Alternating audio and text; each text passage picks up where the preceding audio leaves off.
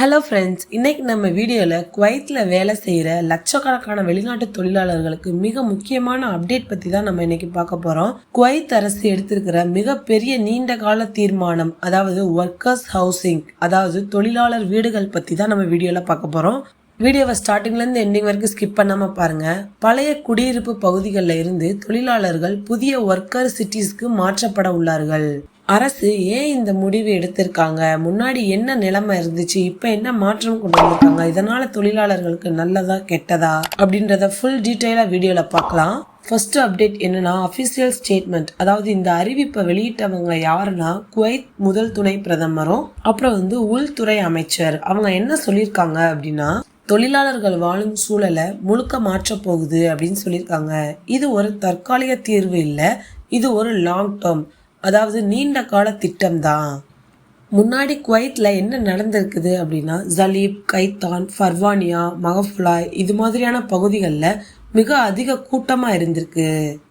முன்னாடி குவைத்தில் என்ன நடந்திருக்குது அப்படின்னா, ஜலீப், கைத்தான், ஃபர்வானியா, மகஃபுலாய் இது மாதிரியான பகுதிகளில் மிக அதிக கூட்டமாக இருந்திருக்கு. அப்புறம் ஃபயர் சேஃப்டி இருக்காது, இதனால நோய்கள் வேகமா பரவ ஆரம்பிச்சிருச்சு, கிரைமும் அதிகரிச்சிருச்சு, லோக்கல் குவைத்தீஸ்க்கு பிரச்சனை வர ஸ்டார்ட் ஆயிருச்சு, இன்ஃப்ராஸ்ட்ரக்சர் ஓவர்லோட் ஆயிருச்சு. அதனாலதான் குவைத் அரசு இந்த சிஸ்டம் இனிமேல் வேலை செய்யாதுன்னு முடிவு எடுத்திருக்காங்க. ஏன் இந்த மாற்றத்தை கொண்டு வந்திருக்காங்க அப்படின்றதுக்கு முக்கியமான காரணம் என்னன்னா, ஓவர் கிரவுடிங், மிக அதிகமான கூட்டம் இருக்கிறதுனாலதான். ஒரே பகுதியில லட்சக்கணக்கான தொழிலாளர்கள் இருந்திருக்காங்க. நெக்ஸ்ட் சேஃப்டி இஷ்யூ, அதாவது fire accident, building collapse risk, இது எல்லாமே அதிகமாயிருக்கு. நெக்ஸ்ட் பப்ளிக் ஹெல்த் ப்ராப்ளம் வந்திருக்கு, டிசீஸ் எல்லாமே பரவ ஆரம்பிச்சிருச்சு. அப்புறம் பாத்தீங்கன்னா சிட்டி பிளானிங், ரெசிடென்டியல் ஏரியாஸ்ல ஒர்க்கர்ஸ் ஹவுசிங் மிக்ஸ் ஆகி இருந்திருக்கு. நெக்ஸ்ட் கரப்ஷன் கண்ட்ரோல், அதாவது illegal buildings, illegal rentals, fake accommodations, இது எல்லாத்தையுமே ஒரேதான் சரி பண்றதுக்காக தான் இந்த செப்பரேட் ஒர்க்கர் சிட்டிஸ் ஐடியா கொண்டு வந்திருக்காங்க. இந்த ப்ராப்ளத்தை எல்லாம் சால்வ் பண்றதுக்காக தான் இந்த மாற்றத்தை கொண்டு வந்திருக்காங்க குவைத் அரசு. இந்த நியூ சிஸ்டம்ல புதுசா என்ன கொண்டு வந்திருக்காங்க அப்படின்னா, குவைத் அரசு என்ன பண்ண போறாங்க அப்படின்னா, இன்டகிரேட்டட் ஒர்க்கர் சிட்டிஸ், அதாவது தொழிலாளர்களுக்கு தனி நகரங்கள், ப்ராப்பர் பிளானிங், கவர்மெண்ட் மானிட்டர்டு. இந்த தனி நகரங்கள் எல்லாமே கவர்மெண்ட் தான் மானிட்டர் பண்ண போறாங்க. அந்த சிட்டிஸ்ல என்ன மாதிரியான ஃபெசிலிட்டிஸ்லாம் இருக்குன்னு பார்த்தீங்கன்னா, clean rooms, proper ventilation, hospital, clinic, grocery, transport facility, fire safety, police and security, இது மாதிரியான எல்லா ஃபெசிலிட்டிஸும் அந்த சிட்டிஸ்ல இருக்கும். இது லேபர் கேம்ப்ஸ் மாதிரி கிடையாது, இது full living city concept. Existing worker cities already full ஆயிருச்சு, அதனால நியூ சிட்டிஸ் கம்பல்சரின்னு சொல்லியிருக்காங்க. குறிப்பா பாத்தீங்கன்னா ஜலீப், அல்ஜாயுக், கைதான், இங்க இருக்கிற ஒர்க்கர்ஸ் ஹவுசிங் மெதுவா நியூ சிட்டிஸ்க்கு ஷிஃப்ட் ஆகுறாங்க. இது ஒரே நாள்ல கிடையாது, கொஞ்சம் கொஞ்சமா ஷிஃப்ட் ஆகுறாங்க. ஃப்ரெண்ட்ஸ், இதனால வெளிநாட்டு தொழிலாளர்களுக்கு ரொம்பவே பாசிட்டிவ் மைண்ட் இருக்கும். நல்ல வாழ்வாதாரம், safety, health improve, government production, இது எல்லாமே கிடைச்சிரும். இதுல இருக்க சேலஞ்சஸ் என்னன்னா, சிட்டி சென்டர்ல இருந்து கொஞ்சம் தூரமா இருக்கும், டிராவல் டைம் இன்க்ரீஸா இருக்கும், டிரான்ஸ்போர்ட் டிபெண்டா இருக்கும். இருந்தாலும் ஓவராலா இது வெளிநாட்டவர்களுக்கு நல்ல முடிவு.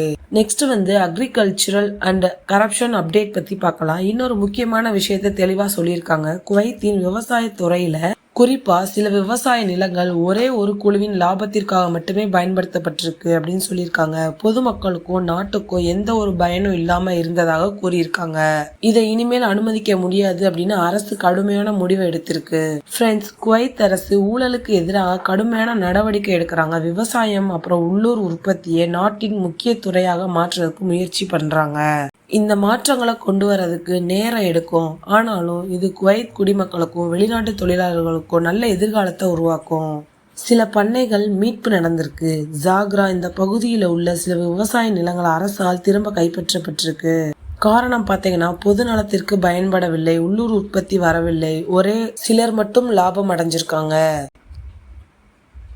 லோக்கல் ப்ரொடக்ஷன், உள்ளூர் உற்பத்திக்கு முக்கியத்துவம் கொடுக்கறாங்க. குவைத் ஃபார்மர்ஸ் யூனியன் லாபம் சம்பாதிக்க உருவாக்கப்பட்ட அமைப்பு கிடையாது, இது விவசாயிகளை ஆதரிக்க உருவாக்கப்பட்டது. உள்ளூர் விவசாய உற்பத்தியை அதிகரிக்க குவைத் அரசு முழு ஆதரவு தரும். குவைத்ல விவசாயம் செய்ய முடிந்த பொருட்களை வெளிநாட்டிலிருந்து இறக்குமதி செய்ய வேண்டிய அவசியம் இல்லை. அப்புறம் வந்து பார்த்தீங்கன்னா டைரக்ட் பர்ச்சேஸ் பிளான், அதாவது குவைத் பண்ணைகளில் நேரடியாக விவசாயிகளிடமிருந்து வாங்கும் திட்டம். அப்புறம் வந்து பார்த்தீங்கன்னா டைரக்ட் பர்ச்சேஸ் பிளான், அதாவது குவைத் பண்ணைகளில் நேரடியாக விவசாயிகளிடமிருந்து வாங்கும் திட்டம். மிடில் மேன், அதாவது நடுவன் தரகர்கள் குறைஞ்சிருவாங்க, விலைகள் கட்டுப்பாட்டில் இருக்கும், நாட்டின் பொருளாதாரம் ரொம்பவே வலுவாகும். ஃப்ரெண்ட்ஸ், மொத்தத்தில் குவைத் ரொம்பவே மாறப்போகுது. ஒர்க்கர்ஸ் ஹவுசிங் சிஸ்டம் முழுக்க சேஞ்ச் ஆக போகுது. இது வந்து லாங் டேர்ம் ரிஃபார்ம்ஸ் தான். இது உடனடி கஷ்டமாக இருந்தாலும் ஃபியூச்சருக்கு ரொம்பவே நல்லது. ஃப்ரெண்ட்ஸ், இந்த வீடியோ உங்களுக்கு ரொம்ப யூஸ்ஃபுல்லாக இருக்கும்னு நினைக்கிறேன். மறக்காமல் நம்ம சேனலை சப்ஸ்கிரைப் பண்ணிக்கோங்க. தேங்க்யூ.